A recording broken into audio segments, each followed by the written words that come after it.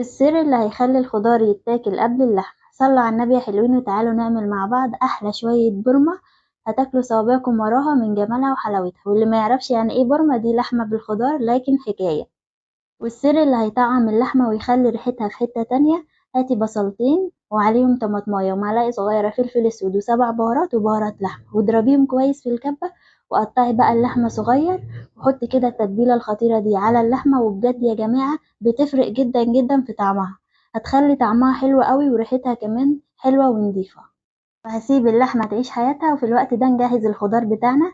نزلت بقى ببطاطس متقطعة مربعات عليها جزر، والجزر متقطع صغير، وكمان كوسة، والكوسة خلي تقطيعتها كبيرة شوية عشان تستحمل. ونزلت عليهم بقرنين فلفل أخضر وفيهم قرن حراق علشان يفتح النفس. وكمان حطيت طماطم متقطعة صغير وبصل متقطع صغير وبسلة، وآخر حاجة فصين توم مهروس. والبهارات بتاعتنا بقى الجميلة اللي هي مفيش أبسط منها، معلقة كبيرة من الملح والفلفل الأسود وسبع بهارات وبهارات لحمة. وكمان تقدري تضيفي الخضار اللي انت حباه، يعني ممكن تضيفي فاصوليا خضراء، مشروم، براحتك خالص. كل دي اضافات بتخلي طعمها حلو قوي. وبصوا بسم الله ما شاء الله الالوان بعد ما اتقلبت تحفة.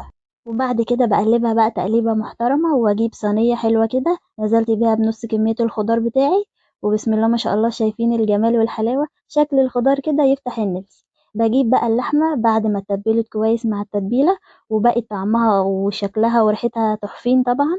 هنزل كده واوزع اللحمة على وش الخضار بالشكل ده، وغطسي اللحمة كده شوية علشان لما احطها في الشواية ما تنشفش. وهزود بقى ورقتين لورا كده وكمان قرنين فلفل حراقين.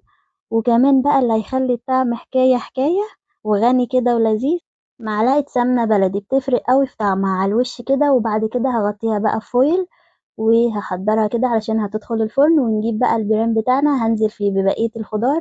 وطبعا اكل البرام لوحده بيبقى طعمه حكاية، اي حاجة هتحطيها في البرام هيخلي طعمها جميل. وكمان ننزل ببقية اللحمة بالشكل ده.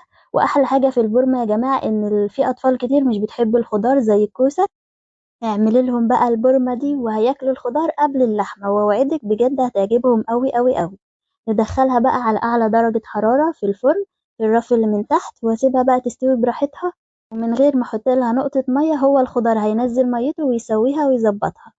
واول ما بتدخل الفرن بيكون النار عالية، وبعد كده بهدي النار شوية يعني على المتوسط كده تطيب براحتها. ولما اتاكد ان هي استوت بدأ احطها بقى في الشواية تاخد وش جميل، واقدمها مع احلى برام رز مدسوس. وبصوا بسم الله ما شاء الله بجد هتاكلوا صوابعكم وراها.